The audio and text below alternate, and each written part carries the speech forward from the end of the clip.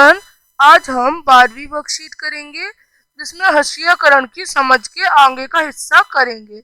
अब आज हम पढ़ेंगे अल्पसंख्यक और हर्षीयकरण।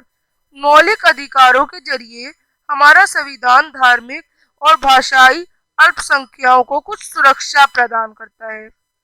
अल्पसंख्यक शब्द आमतौर पर ऐसे समुदाय के लिए इस्तेमाल किया जाता है जो संख्या की दृष्टि से बाकी आबादी से मुकाबले कम हो, लेकिन ये अवधारणा केवल संख्या के सवाल तक ही सीमित नहीं है।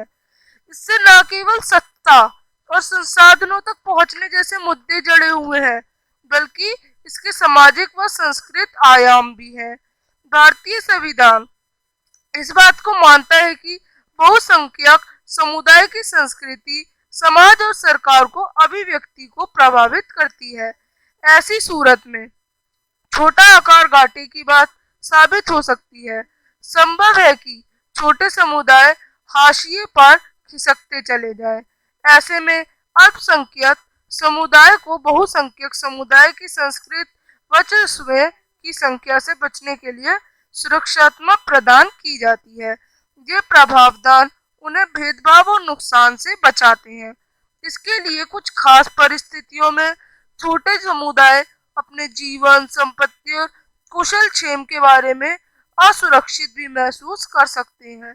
असुरक्षा की यह भावना तब और भी बढ़ जाती है जब अल्पसंख्यक और बहुसंख्यक समुदाय जो होते हैं उनमें संबंध तनावपूर्ण होते हैं।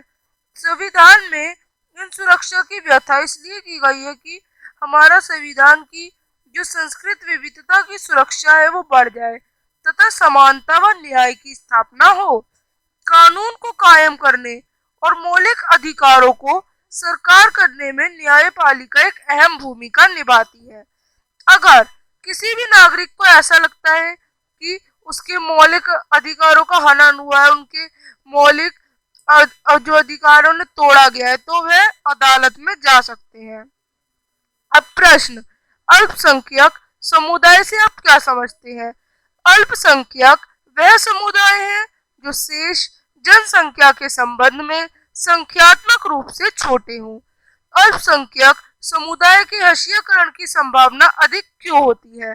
आर्थिक, सामाजिक, सांस्कृतिक और राजनीतिक कारक समाज में कुछ समूह को हाशिए पर महसूस कराने के लिए मिलकर काम भी कर सकते हैं। भारत की संस्कृति विविधता किस प्रकार सुरक्षित हो गई है? भारत की संस्कृति विविधता कुछ मौलिक अधिकारों के द्वारा सुरक्षित हो गई है। भारत के किसी नागरिक के मौलिक अधिकारों को अगर हनन हो रहा है तो वह कहां पर अपील कर सकता है? भारत का प्रत्येक नागरिक सर्वोच्च न्यायालय या उच्च न्यायालय का दरवाजा खटका सकता है यदि उन्हें लगता है कि उनके मौलिक अधिकारों का उल्लंघन हुआ है। तो यहाँ पर ये वर्कशीट खत्म होती है। अब हम मिलेंगे नेक्स्ट वर्कशीट में, तब तक के लिए बाय।